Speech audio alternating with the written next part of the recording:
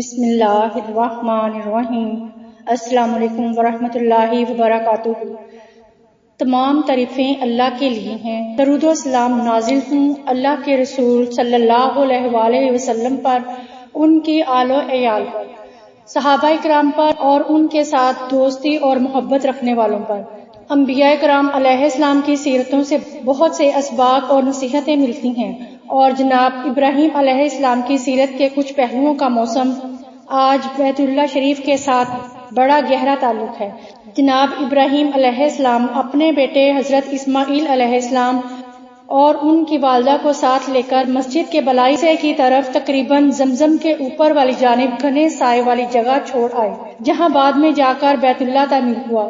جہاں دور دور تک زندگی کی گزر بسر کے آثار و نشانات تک دکھائی نہ دے رہے تھے۔ نہ تو پانی کا انتظام اور نہ ہی وہاں کسی آدمی کا وجود تھا۔ ابراہیم علیہ السلام نے ان کے پاس ایک تھیلی رکھ دی جس میں کچھ کھجوریں اور پانی کا ایک برتن تھا، اور خود رخت سفر باندھا اور جہاں سے آئے تھے وہیں واپس لوٹ گئے۔ اسماعیل علیہ السلام کی ماں ان کے پیچھے دوڑی اور پوچھنے لگی، اے ابراہیم، اس وادی میں ہمیں تنہا چھوڑ کر کہاں جا رہی ہیں؟ نہ کوئی غم گسار، نہ مددگار ہے اور نہ کوئی اور چیز۔ بار بار یہی سوال کرتی جا رہی تھی، اور ابراہیم علیہ السلام نے پیچھے مڑ کر جواب دینا تک گوارا نہ کیا۔ آخرکار جب انہوں نے یہ پوچھا کہ بس مجھے اتنا بتا دیجئے کہ اللہ تعالیٰ نے آپ کو اس کا حکم دیا ہے، تو جواب میں ابراہیم علیہ السلام نے فرمایا، جی ہاں۔ تو کہنے لگی، پھر تو وہ کبھی ہمیں تنہا نہیں چھوڑے گا۔ یہ ایک تعجب خیز اور حیرت انگیز واقعہ ہے، جو کہ آزمائش کی گھڑیوں میں ثابت قدمی کی اعلیٰ ترین مثال ہے، جس تک رسائی صرف ایسے عظیم لوگوں کے حصے میں آتی ہے جو ایمان، یقین اور توکل میں اعلیٰ مقام رکھتے ہیں۔ یہ کلمات اپنی ساخت کے لحاظ سے تو معمولی محسوس ہوتے ہیں، لیکن معنی کے اعتبار سے انتہائی گہرے ہیں۔ جب اسماعیل علیہ السلام کی والدہ نے یہ پوچھا کہ اللہ نے آپ کو اس کا حکم دیا، تو جواب سن کر انہوں نے کہا کہ اللہ ہمیں کبھی تنہا نہیں چھوڑے گا۔ یہ کلمات اس وقت کا ہے جب انہیں بالکل یقین ہو چکا تھا اب ان کا خاوند انہیں میدان چٹیل صحرا میں چھوڑ کر جا رہا ہے، نہ کوئی غم گسار اور نہ مددگار ہے اور نہ ہی کوئی اور چیز۔ اس قصے کو اگر کوئی غیر مسلم پڑھے تو وہ اسے حقیقت کے برخلاف خیالی کہانی سمجھے گا۔ عقلیں اس کا ادراک کرنے سے عاجز اور بے بس ہے، لیکن ایمان سے لبریز دل انسانی سے اس کا احاطہ کر سکتے ہیں۔ جو اللہ پر توکل کرتا ہے، اللہ اس کی حفاظتیں کرتا ہے، اللہ اس کی رکھوالی کرتا ہے اور اس کے رزق کا بھی بندوبست کرتا ہے۔ اپنے پروردگار کے متعلق اور اپنے بیٹے کے متعلق حسن ظن رکھنے کی وجہ سے اسماعیل علیہ السلام کی والدہ ماجدہ کو ایسا صلہ ملا جو تمام لوگوں کے لیے یکساں مفید ہے۔ چنانچہ ان کے سامنے زمزم کا چشمہ پھوٹا، جو کھانے کا کھانا اور بیماریوں کی شفا ہے، جس کا تذکرہ رہتی دنیا تک اللہ سدا رکھے گا، جب تک لوگ عبادت اور مناسک حج اور عمرہ کے طور پر صفا اور مروہ کی سعی کرتے رہیں گے۔ یہ اسماعیل علیہ السلام کی عزت اور رفع شان کے طور پر یہ قصہ ان کے سامنے تازہ ہوتا رہے گا۔ آپ اسماعیل علیہ السلام کی والدہ کے اس قصے پر اور ان کے رب پر پختہ اور اعتماد و یقین پر ذرا غور کیجیے۔ کیسی وحشت ناک جگہ جہاں کھانے پینے کے علاوہ کسی انسان تک کا وجود نہیں، وہاں ان کے دل میں ذرا برابر بھی خوف صلاحیت نہیں کر سکا۔ اگر آپ اس کا تقابل آج کے زمانے کے ساتھ کیجیے،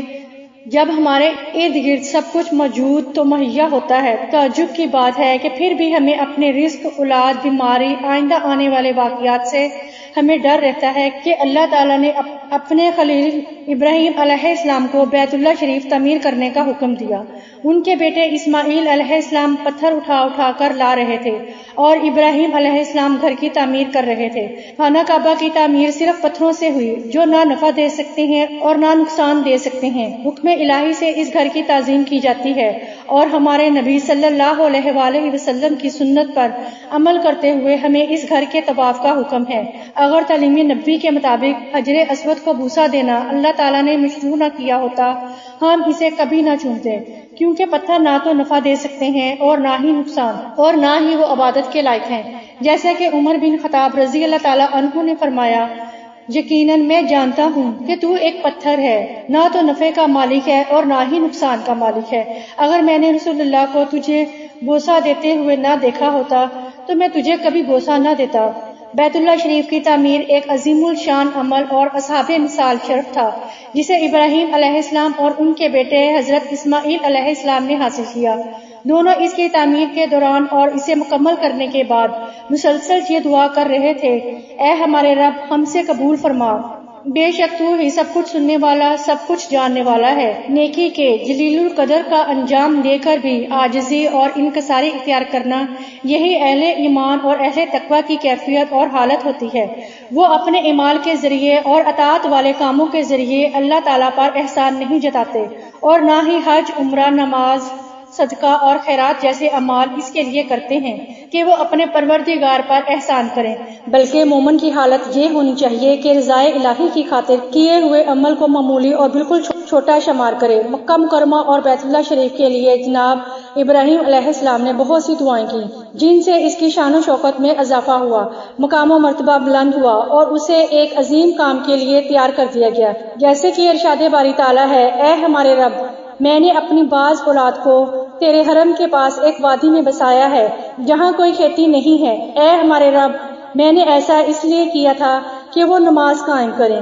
اس لیے تو لوگوں کے دلوں کو ان کی طرف پھیر دے اور بطور روزی انہیں انواع اقسام کے پھل عطا کر تاکہ وہ تیرا شکر ادا کریں۔ یہ ایسی دعا تھی جو آسمانوں، فضاؤں اور بادلوں کو چیرتی ہوئی قدرت والے بادشاہ کے پاس جا ٹھہری۔ اب جسموں سے پہلے دلوں کی حسرت اور بے قراری سبقت لے جاتی ہے، قدموں سے پہلے شوق و ذوق آگے نکل جاتے ہیں، دلوں میں محبت سمائے ہوئے لوگ وہ ادھر فوج در فوج ہر اونچی نیچی جگہ سے ہر طرح کی مشقت برداشت کرتے ہوئے اس کی طرف لپکتے ہیں، ایسی لذت محسوس کرتے ہیں جس کے آگے صحبتیں اور مشکلات کوئی معنی نہیں رکھتی۔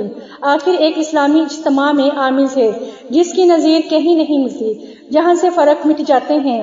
تاج و ہستی دم توڑ جاتی ہے، قسم قسم کے لوگ باہم ملتے ہیں، مختلف زبانوں اور لہجے والے ایک ہی زبان میں اپنے پروردگار کو یوں پکارتے ہیں، لبیک اللہم لبیک، ہم حاضر ہیں اے اللہ ہم حاضر ہیں، تاکہ یہ بابرکت اجتماع اپنے مقاصد کی تکمیل حاصل کر سکے اور حج اور عمرہ کے مناسک ادا کر سکیں، جیسے کہ ابراہیم علیہ السلام نے اپنے رب سے دعا کرتے ہوئے کہا۔ اور یاد کرو جب ابراہیم نے کہا، اے میرے رب تو اس شہر کو پرامن بنا دے اور یہاں کے رہنے والوں میں سے جو لوگ اللہ اور یوم آخرت پر ایمان لائیں انہیں مختلف قسم کے میوے عطا فرما۔ بس اللہ نے ان کی دعا کو شرف قبولیت بخشی اور مکہ مکرمہ کو لوگوں کی جائے قرار بنا دیا جہاں لوگ دل کا سکون اور راحت محسوس کرتے ہیں اور طرح طرح کے خوف اور مشکلات سے اپنے آپ کو محفوظ سمجھتے ہیں۔ اس مقدس زمین کی طرف جس ظالم و جابر نے بھی ناپاک عزائم کے ساتھ پہنچنے کی کوشش کی، اللہ نے اس کو ہلاک کر دیا، کیونکہ امن و امان بڑی عظیم چیز ہے۔ اگر امن ہی غارت ہو جائے تو دینی اور دنیاوی مصلحتیں معطل ہو کر رہ جاتی ہیں۔ آج دنیا جنگ و جدل، لڑائی اور جھگڑے اور قتل و غارت گری اور تخریب کاری کی تباہیوں سے کراہ رہی ہے، اور اب اس بات کی سخت ضرورت ہے کہ دنیا کو دین اسلام سے متعارف کروایا جائے، جو امن و سلامتی، رحمت اور محبت کا دین ہے، جو انسانوں کو اس کے حقوق اور اس کا صحیح مقام و مرتبہ عطا کرتا ہے، بلکہ اسے اس کائنات کا محور و مرکز قرار دیتا ہے، امن و امان کو وسیع پیمانے پر مضبوط کرتا ہے، پھر اس سے تعمیر و ترقی، خوشحالی، سعادت اور بہترین زندگی میسر آتی ہے۔ ابراہیم علیہ السلام کا دین تمام انبیاء والا دین ہے، جو یکسوئی والا فطری اور خالص توحید پر مبنی دین ہے۔ ارشاد باری تعالیٰ ہے، اے ابراہیم نہ تو یہودی تھے نہ نصرانی بلکہ محب مسلمان تھے اور وہ مشرکین میں سے نہیں تھے۔ یہ وہ عظیم اوصاف ہے جنہیں تاریخ نے نرم دل والے جناب ابراہیم علیہ السلام کی حیات طیبہ سے متعلق قلم بند کر رکھا ہے۔ اے اللہ اسلام کی حالت میں ہمیں موت دینا اور نیکوکار لوگوں میں ہمارا ساتھ نصیب کر دینا۔ اے اللہ ہم تجھ سے جنت مانگتے ہیں، اے اللہ ہم جہنم کی آگ سے تیری پناہ چاہتے ہیں اور ہر ایسے قول و فعل سے جو ہمیں جہنم کے قریب کر دے۔ اے اللہ ہم تجھ سے ہر بھلائی کا سوال کرتے ہیں، خواہ وہ جلد ملنے والی ہو یا دیر سے، اسے ہم جانتے ہوں یا نہیں جانتے، اور اس ہر برائی سے تیری پناہ مانگتے ہیں جو جلدی آنے والی ہے یا دیر سے، اسے ہم جانتے ہوں یا نہ جانتے ہوں۔ اے اللہ ہم تجھ سے خیر و بلائی کی ابتدا اور انتہا، اس کی جامع چیزیں اور اس کے اول و آخر، ظاہر و باطن کا سوال کرتے ہیں اور جنت میں بلند درجات کا سوال کرتے ہیں۔ اے اللہ ہماری توبہ قبول فرما، اے اللہ تو بخشنے والا ہے، معافی کو پسند کرتا ہے، لہٰذا ہمیں معاف فرما دے، آمین ثم آمین۔